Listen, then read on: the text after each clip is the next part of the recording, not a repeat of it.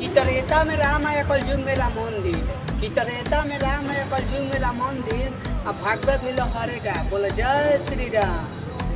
भगवा ही भगवा दिखे ना कुछ और राम बोले जय श्री राम बोले। राम कहाँ भारत, हम भारत माँ के पुत्र है। कि राम कहाँ भारत, हम भारत माँ के पुत्र है। आप भागवा कभी झुकने नहीं देंगे, ना झुकने देंगे हिंदुस्तान। बोलो जय श्री राम। राम बोले जय श्री राम बोले जय। समुंदर कभी सूखता नहीं, सूरज कभी डूबता नहीं। कि समुंदर कभी सूखता नहीं, सूरज कभी डूबता नहीं।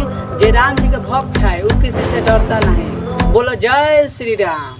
भगवा ही भगवा दिखे ना कुछ और राम बोले जय श्री राम बोले।